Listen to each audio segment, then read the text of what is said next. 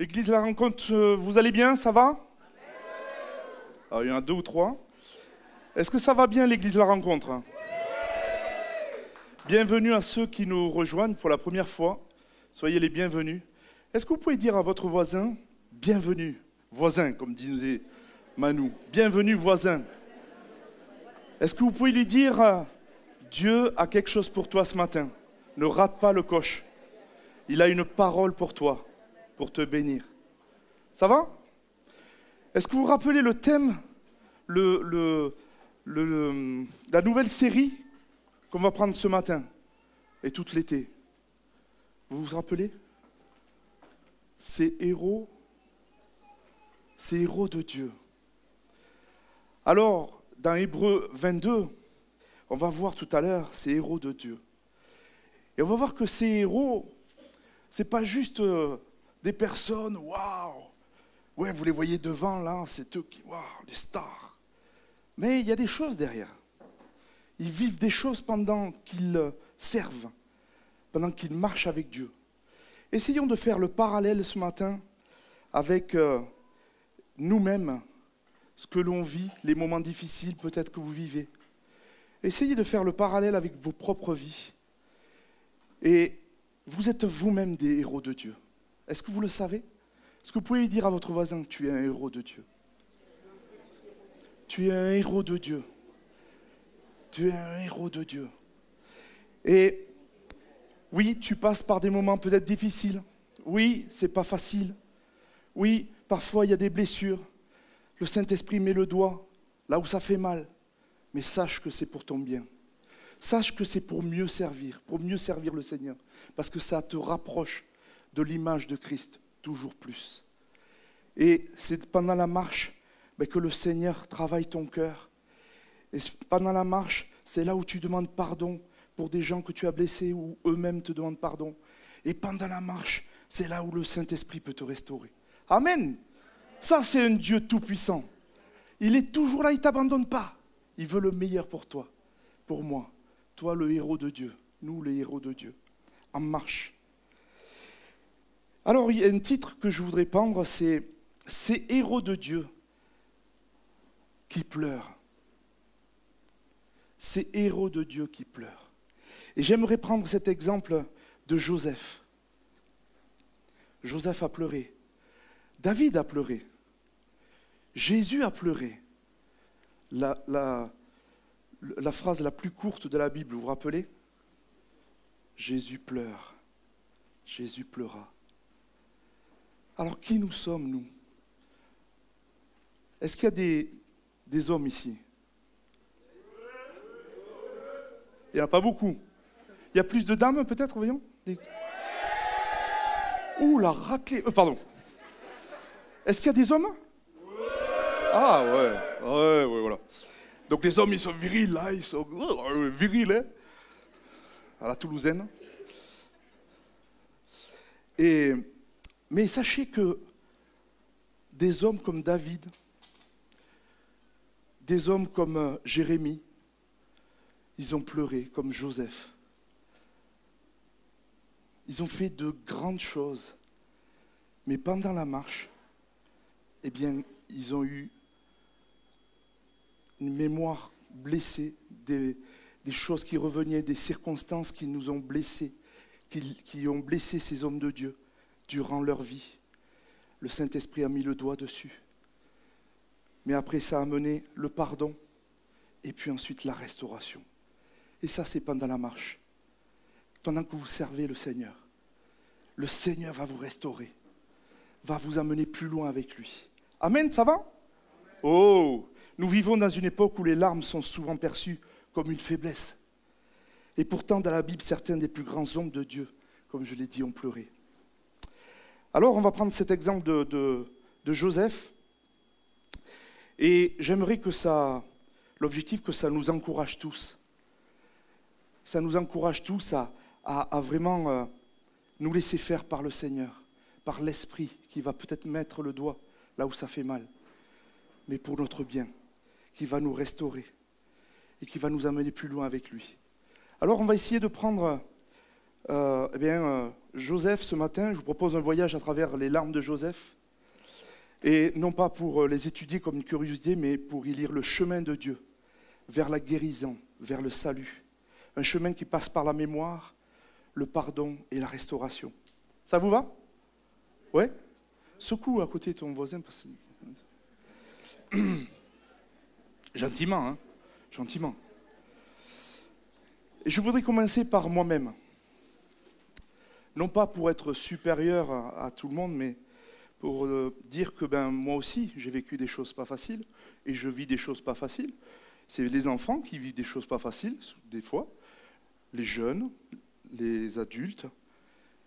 Tout le monde passe par des saisons difficiles, tous et toutes, à tout âge. Et j'aimerais raconter une partie de mon histoire pour dire que moi aussi, je suis un héros de Dieu, amen, mais en marche avec le Seigneur. Et je n'ai jamais eu honte de pleurer, comme Joseph. Mes larmes ont été un chemin de guérison, de transformation. Et dans ma jeunesse, donc, j'avais un père violent qui donc me tapait. Et il tapait ma mère également. Et donc ça, c'est des blessures qui vous restent dans votre vie. Voyez ? Si le Saint-Esprit ne vient pas guérir, eh bien ça reste. Si vous ne lâchez pas prise à un moment donné, vous ne laissez pas Dieu agir, parce que Dieu agit. Nous avons un Dieu de l'impossible, amen. Un Dieu de l'impossible, mais il fait de grandes choses avec vous. Il veut le meilleur pour vous. Et puis, une histoire, une circonstance que je vais vous raconter, c'était une histoire de sac poubelle. Vous voyez, c'est des fois par des petites choses insignifiantes. Bien, mon père cherchait les sacs poubelles partout. Et il pensait que c'était moi qui les avais prises pour je ne sais quoi.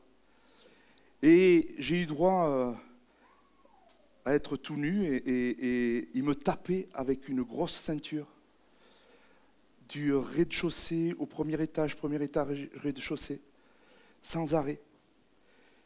Et ça fait des marques, vous savez. Enfin, je ne sais pas si vous savez, mais en tout cas, ça fait des marques. Mais quelque part, ça vous marque aussi dans votre vie, dans votre mémoire. Ça vous marque dans votre être. Et ça vous marque pendant des jours, des semaines, des mois. Vous avez ces marques. Vous vous rappelez du sacrifice de Jésus? Alors, je ne suis pas Jésus. Il y avait les marques. Et puis, à 18 ans, je suis parti de la maison familiale pour travailler et avoir mon logement. Et à 19 ans, confronté à la réalité de mon propre cœur brisé par mes erreurs, mes péchés, je me suis agenouillé devant Dieu. Et j'ai pleuré. J'ai demandé pardon à Dieu et qu'il me guérisse. Ces larmes ont été le début d'un nouveau départ. Peu après, j'ai ressenti cet amour puissant de Dieu qui m'a libéré. Vraiment, c'était une pluie d'amour.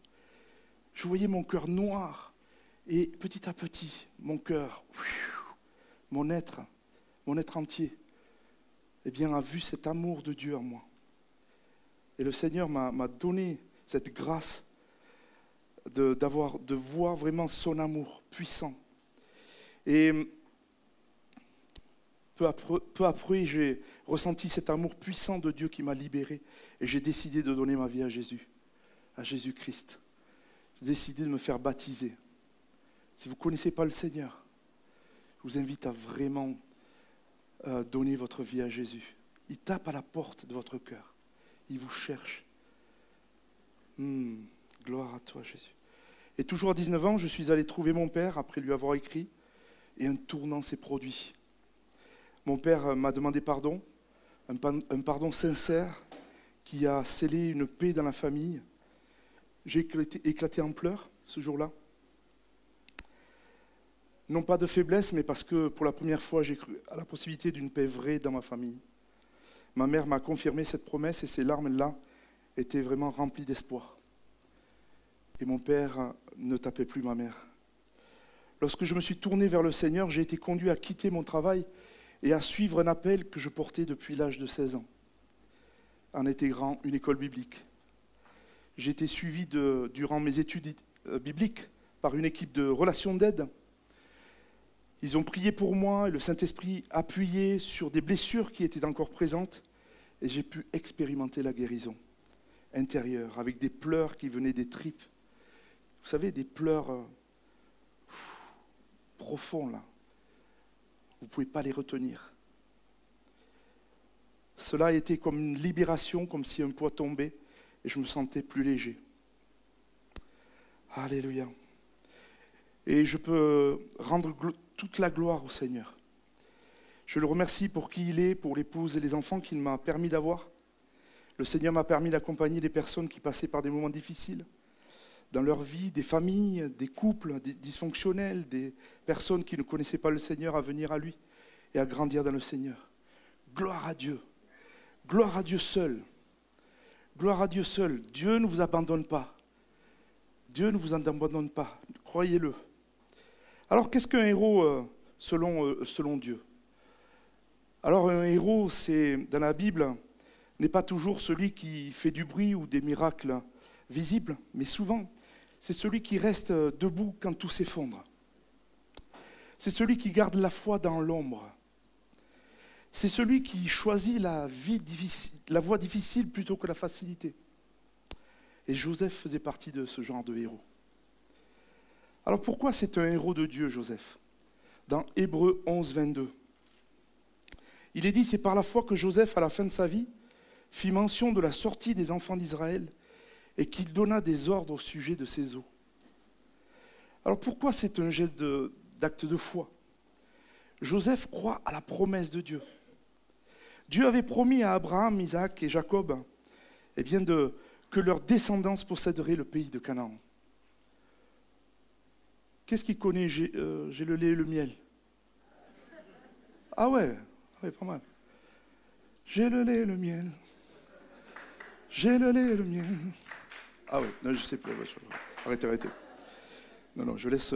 Si vous voulez voir, c'est sur Spotify ou je sais pas quoi. Vous pouvez aller le voir. Il chante beaucoup mieux que moi, Manu, évidemment. Joseph, même s'il est en Égypte, garde foi en cette promesse, alors qu'elle semble encore très lointaine. Il anticipe l'Exode. Bien avant Moïse, Joseph prophétise que Dieu délivrera un jour son peuple d'Égypte. Il demande que ses eaux soient emportées en Canaan. Quand cette promesse s'accomplira, un geste symbolique de confiance totale en l'accomplissement futur de la parole de Dieu. Et puis c'est un acte de foi à la fin de sa vie. À un moment où beaucoup pourraient douter ou se contenter du confort en Égypte, Joseph regarde au-delà de la mort, vers l'accomplissement du plan de Dieu. Alors ce que Joseph annonce se réalise plusieurs siècles plus tard. Exode 13, 19 nous dit « Moïse prend les eaux de Joseph quand les Israélites quittent l'Égypte. » Et Josué 24, 32, il est dit « Les eaux de Joseph sont finalement enterrées en terre promise, comme le Seigneur l'avait dit. » Alors le thème, c'est « Ces héros de Dieu ».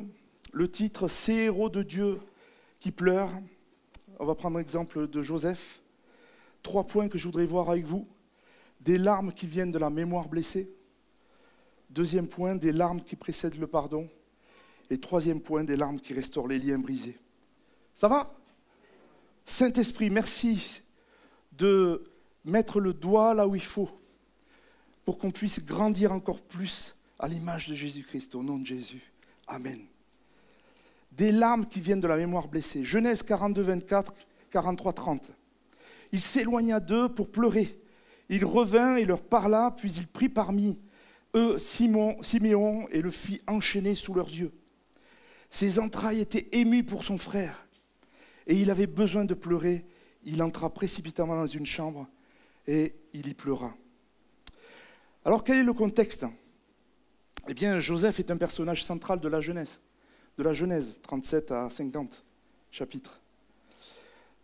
On va se remettre en mémoire ce que Joseph a vécu, si vous voulez bien. C'est important de comprendre comment il a été blessé. Ce que le Seigneur a fait dans sa vie. Lui, le héros de Dieu. Et on va voir ce qui est héroïque, quelque part. Eh bien, on sait qu'à 17 ans, Joseph donc, était le fils de Jacob et Rachel. Il était préféré de Jacob, donc son père. Il était le préféré. Et il a 2 rêves de grande ampleur. Il les raconte fièrement à ses frères. Et Joseph se voyait levé au-dessus de ses frères. Alors vous voyez, imaginez, On vous dit, votre frère vous dit, je vais être au-dessus de toi, hein, à 17 ans. Alors imaginez la jalousie que ça peut entraîner. Hein. Là, il a manqué de tact, Joseph. Il avait besoin de reconnaissance. Et puis, il était naïf quelque part spirituellement. Il ne discerne pas le bon moment pour parler. Parce qu'il y a des temps pour parler. Des temps pour se taire, des temps pour prier, des temps de silence. Et il y a des temps pour parler. Avoir un appel ne suffit pas. Dieu doit forger notre caractère pour porter cet appel. La faveur sans maturité produit le rejet au lieu de la bénédiction. Dieu utilise les épreuves pour transformer notre caractère et nous préparer à notre destinée. Amen. Alléluia. Donc on voit Joseph qui est,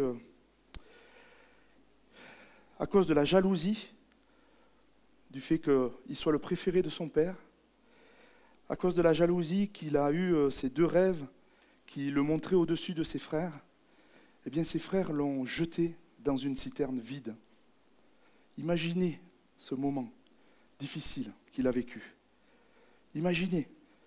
Alors tu peux être peut-être rejeté ou incompris par ceux qui te sont proches, ta famille, tes collègues ou amis. Nous avons tous des moments de citerne dans notre vie, des moments de dépression, de trahison, perte d'emploi, de maladie, de solitude, etc. Peut-être vous en êtes là. Mais c'est souvent dans ces lieux sombres que Dieu commence un travail profond en nous et durant la marche. Alléluia. Ce que je trouve frappant, c'est que Jacob, le père de Joseph, eh bien, les frères vont dire à Jacob, mais avec la tunique, vous savez, qu'il a offerte à Joseph comme acte d'amour, de préférence, eh bien, les frères vont lui montrer la tunique avec du sang de bouc. Et là, Jacob, il se dit, il est mort. Il a été dévoré par un animal. Et donc, ce qui est bizarre, c'est qu'il ne va pas faire ses recherches lui-même. Il est là avec un état de chagrin intense et cela le paralyse au point de ne pas agir. Peut-être, voilà, vous voyez, le père, à 17 ans, il n'avait plus. Il a grandi tout seul. Peut-être toi, tu n'as pas eu de père. Mais sache que Dieu ne t'abandonne pas. Peut-être tu as eu un père violent. Peut-être tu as eu un père absent, etc. Dieu est ton père. Dieu veut le meilleur pour toi. Il ne va pas te laisser tomber. Il ne t'abandonne pas. Là où tu souffres, il est là. Il voit tout. Il voit tout. Mais il ne te laisse pas comme cela. Et alors, à un moment donné, les frères vendent Joseph. Ils le vendent à Potiphar, à un moment donné. Et Potiphar, c'est l'officier de Pharaon. C'est le chef des gardes. Et Potiphar, voit le cœur de Joseph et il lui confie même sa maison rapidement. Et la vente de Joseph comme esclave, nous parle aujourd'hui de toutes les formes de perte de liberté, peut-être que vous avez eues, d'injustice, de trahison ou de souffrance involontaire. Mais sachez que Dieu ne perd jamais le contrôle, même quand tout semble perdu. Joseph a été jeté dans une citerne, vendu par ses frères, et maintenant il se retrouve en prison, durant quelques années. La femme de Potiphar l'accuse faussement. Elle veut coucher avec Joseph, mais il refuse. Elle l'accuse de tentative de viol.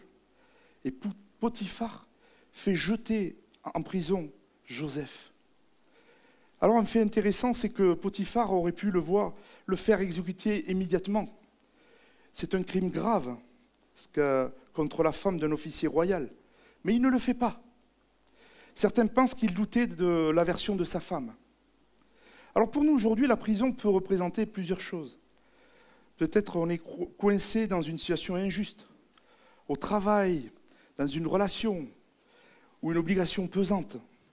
Peut-être on se sent prisonnier de quelque chose, un passé douloureux, un traumatisme, des pensées oppressantes. Peut-être vous avez subi une trahison, Vous êtes blessé par ceux qui ont aimé et en qui vous aviez confiance. Peut-être c'est une perte de contrôle sur votre propre vie, des maladies, l'échec, l'injustice légale ou sociale. Même dans cette situation de servitude ou de grande injustice, Dieu n'a pas quitté Joseph. Et il ne nous abandonne pas non plus. Amen. Dieu voit et n'oublie pas l'injustice. Merci Seigneur. Et alors, Pharaon reconnaît l'Esprit de Dieu en lui et lui confie le rôle de gouverneur, c'est-à-dire son second. Voici donc la mémoire blessée de Joseph. La mémoire blessée de Joseph. Ses frères, par jalousie, l'ont mis dans la citerne. Et ensuite, il y a eu ce temps où il a été vendu en tant qu'esclave. Et après, il y a eu la prison, injustement. Peut-être que vous ne passez pas par ces temps-là, j'espère. Mais voyez, Joseph, il est devenu gouverneur pendant la marche. Et ce texte nous dit qu'il se retira pour pleurer. Et on voit que Joseph, ce gouverneur d'Égypte, a reconnu ses frères qui venaient chercher de quoi manger, parce qu'il y avait des famines, une famine de 7 ans. Et il les reconnaît, mais eux ne le reconnaissent pas. Et il est alors submergé d'émotions, il se retire et pleure. Alors ces larmes jaillissent du passé. Elles disent le choc de sa mémoire. Il se rappelle. Elles surgissent de la trahison, un souvenir d'une fausse, d'une séparation brutale, d'un père en pleurs. Il pleure car la douleur est encore là. Il pleure car il entend leurs regrets des frères. Il pleure car il n'a pas cessé de les aimer. Alors quel est le message pour nous ? Bien, il est des blessures que le temps n'efface pas. Il y a en nous des douleurs que Dieu doit encore visiter. Joseph n'est pas faible, il est en train de guérir. Alléluia. Vous voyez, l'héroïsme, quelque part, de Joseph, c'est il garde son intégrité dans l'épreuve. Il reste fidèle à Dieu, même sans récompense immédiate. Et le vrai héros, c'est ça. Il est celui qui reste juste quand personne ne le regarde. Alors j'ai une question pour vous. Y a-t-il une blessure dans ton passé que Dieu n'a pas encore visitée avec toi ? Es-tu prêt à pleurer avec lui pour commencer à guérir ? Ça va ? Oui, les larmes peuvent jaillir du passé, mais Dieu ne nous y laisse pas enfermer. Lorsque la mémoire est visitée, le cœur s'ouvre à quelque chose de plus grand, le chemin du pardon. Et c'est là que Joseph va nous emmener. Alors nous sommes dans ce thème, ces héros de Dieu, Hébreux 11, nous avons choisi Joseph, ces héros de Dieu qui pleurent, des larmes qui viennent de la mémoire blessée. On va voir maintenant le deuxième point, des larmes qui précèdent le pardon. Et on va prendre Genèse 45, versets 1 à 2. Joseph ne pouvait plus se contenir devant tous ceux qui l'entouraient. Il s'écria « Faites sortir tout le monde !» Et il ne resta personne avec Joseph. Quand il se fit connaître à ses frères, il éleva la voix en pleurant. Les Égyptiens l'entendirent et la maison de Pharaon l'entendit. Alors voilà, arrive le moment où on ne peut plus se contenir. C'est tellement fort. L'esprit, il agit tellement fortement en nous quand on est dans la marche. Et il appuie sur quelque chose qui fait mal. Il ne peut plus se contenir. Joseph ne supporte plus de cacher son identité. Il ordonne que tous sortent de la salle. Il veut un moment intime avec ses frères. Il éclate en sanglots devant ses frères, si fort que tout le palais l'entend. Imaginez Emmanuel Macron. Pourquoi vous rigolez ? Il pleure si fort que les ministres l'entendent. Imaginez ce qu'ils doivent se dire, si c'est le cas. Imaginez le maire de votre ville qui pleure si fort que le conseil municipal l'entend en mairie. Imaginez à l'école la maîtresse ou le maître ou le proviseur qui pleure tellement fort que les élèves l'entendent. ainsi que les professeurs ou la directrice ou les directeurs de l'école.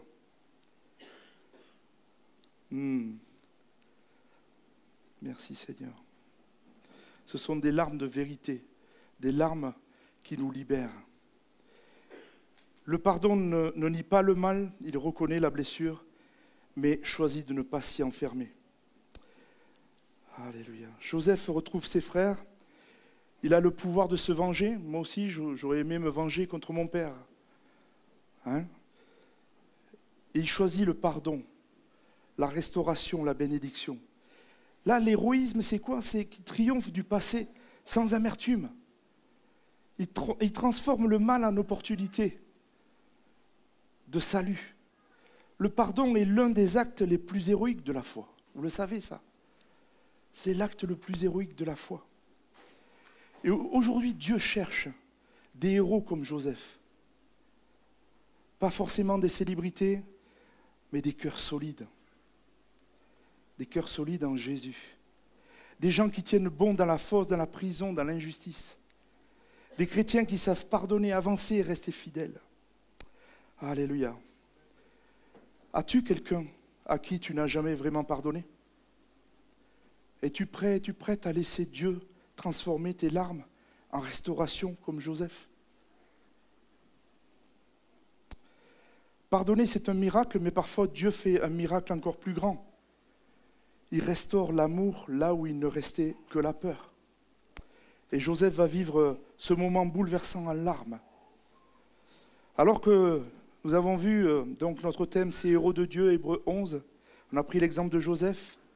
Ces héros de Dieu qui pleurent, des larmes qui viennent de la mémoire blessée, des larmes qui précèdent le pardon. Le troisième point que je voudrais voir avec vous, des larmes qui restaurent les liens brisés.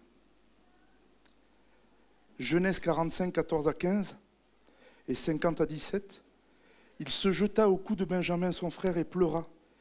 Et Benjamin pleura sur son cou. Il embrassa aussi tous ses frères en pleurant. Après quoi, ses frères s'entretinrent avec lui. Vous parlerez ainsi à Joseph. Oh, pardonne le crime de tes frères et leurs péchés, car ils t'ont fait du mal. Pardonne maintenant le péché des serviteurs du Dieu de ton père. Joseph pleura en entendant ces paroles. Joseph il y a la mémoire qui est revenue, des choses qui l'ont blessé. Et puis il y a le pardon des frères qui est là. Et puis il y a la restauration qui arrive. Joseph embrasse ses frères et pleure sur eux, puis pleure encore à l'annonce de la mort de leur père. Quand ses frères apeurés redoutent une vengeance, il pleura lorsqu'ils parlèrent.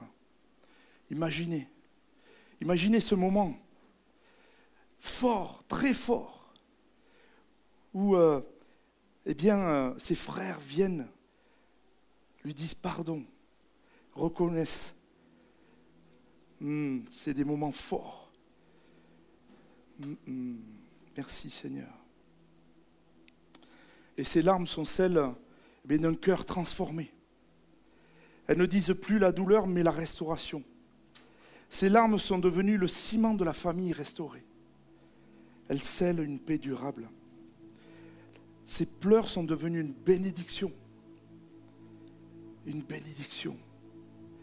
L'homme qui guérit les siens. Ce n'est pas la fin de l'histoire.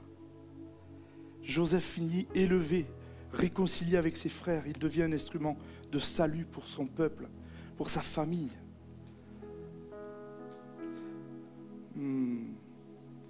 Merci Seigneur. Dernière question. Es-tu prête à devenir une bénédiction pour ceux qui t'ont blessé? Comme Joseph qui est devenu le soutien de ceux qui l'avaient rejeté. Joseph est passé de la restauration des relations à la confiance absolue dans la souveraineté de Dieu.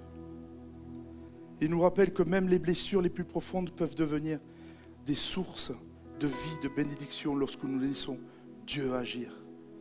Ça va? Oui, merci Seigneur. Nous avons vu ces héros de Dieu, on a pris l'exemple de Joseph dans Hébreux 11. Ces héros de Dieu qui pleurent, des larmes qui viennent de la mémoire blessée, des larmes qui précèdent le pardon, des larmes qui restaurent les liens brisés. Et les larmes de Joseph, eh bien, loin d'être un signe de faiblesse, sont le témoignage d'un cœur en chemin vers la guérison, vers le pardon et la restauration. Écoute bien cela. Malgré une famille dysfonctionnelle, Dieu est capable de faire de toi un héros de Dieu. Bien sûr, tu n'es pas parfait. Je ne le suis pas non plus. Je suis en marche. Mais Dieu veut faire quelque chose avec toi. Dans la marche avec le Seigneur, tu vas vivre des temps parfois où tu vas te remettre en question, le Saint-Esprit va appuyer là où ça fait mal. Mais pour que tu puisses être à l'image de Christ toujours plus, pour mieux servir, pour mieux le servir. Joseph en est l'exemple de héros de Dieu, héros de la foi. C'est la faveur de Dieu pour chacun de nous. Il est notre Père, il prend soin de nous, il ne t'abandonne pas. Alléluia, prions. Ah Saint-Esprit, Saint-Esprit, nous avons besoin de toi. Ce jour, Seigneur, que ce soit un jour particulier, que cette semaine, il y ait vraiment quelque chose qui se passe. Saint-Esprit, viens maintenant. Viens nous montrer là où nous avons besoin d'être guéris. Viens nous montrer les blessures de notre passé. Saint-Esprit, viens, Saint-Esprit, nous montrer qui on a pu blesser. Et que nous puissions avoir les mots justes pour pardonner, pour demander pardon. Et Saint-Esprit, je prie que tu viennes nous visiter, que nous puissions être des personnes, nous puissions être une bénédiction pour ceux qui nous ont blessés. Merci Seigneur, parce que parfois tu nous fais passer par des moments difficiles pour notre bien, mais aussi pour bénir les autres, pour ceux qui passent par ces moments-là aussi, et que tu as guéri dans nos cœurs, et on peut être une bénédiction pour eux aussi. Alléluia. Que Dieu te donne la force de te lever, et que ce jour et les jours à venir, le Saint-Esprit te montre le lâcher-prise, ou les lâcher-prises que tu dois faire durant la marche, et qu'il y ait une libération, une restauration, une bénédiction pour toi, maintenant et dans tous les jours, dans les jours à venir. Alors la première question, je vais reprendre. Y a-t-il une blessure dans ton passé que Dieu n'a pas encore visitée avec toi? Si tu es prête à pleurer avec Jésus pour commencer à guérir, je vais t'inviter tout à l'heure à te lever. Deuxième question, as-tu quelqu'un à qui tu n'as jamais vraiment pardonné? Es-tu prête à laisser Dieu transformer tes larmes en restauration, comme Joseph? Et je t'inviterai à te lever également. Et enfin, la troisième question, es-tu prête à devenir une bénédiction pour ceux qui t'ont blessé, comme Joseph qui est devenu le soutien de ceux qui l'avaient rejeté? Si tu es prête, je t'invite à te lever. Reste un petit moment. Saint-Esprit, viens. Viens nous montrer, Saint-Esprit. Merci pour la profondeur de ton esprit. Nous voulons plus de toi, moins de nous. Alléluia, viens. Merci, Saint-Esprit. Remplis-nous, Seigneur. Je vous invite à vous lever pour ceux qui le veulent. On va prendre un petit temps encore, un petit moment. Saint-Esprit, viens, Saint-Esprit, dans nos vies, dans notre être, transformer notre être. Merci pour ton amour, merci pour ta grâce. Tu veux plus de toi dans nos vies, moins de nous. S'il y en a encore qui veulent se lever, allez-y, n'hésitez pas. Alléluia. Saint-Esprit, viens maintenant. Nous crions à toi. Merci Seigneur pour ce temps de bénédiction durant ce jour, durant les jours à venir. Viens mettre le doigt là où il faut, Seigneur, pour nous guérir de nos blessures du passé. Viens, Saint-Esprit, nous donner les personnes qu'on a à demander pardon, Seigneur, à des personnes qu'on a pu blesser. Viens, Seigneur, mettre des visages, Seigneur, dans nos vies, dans notre mémoire, Seigneur, blessée. Viens, Saint-Esprit, restaurer là où il y a besoin de restauration. Saint-Esprit, je prie qu'on puisse être une bénédiction pour ceux qui nous ont blessés. Saint-Esprit, viens nous visiter, viens te servir de nous pour ta gloire, Seigneur, pour ta gloire seule. Non pas à nous, mais à ton nom, toute la gloire. Alléluia. Saint-Esprit, viens visiter maintenant. Viens guérir. Viens guérir.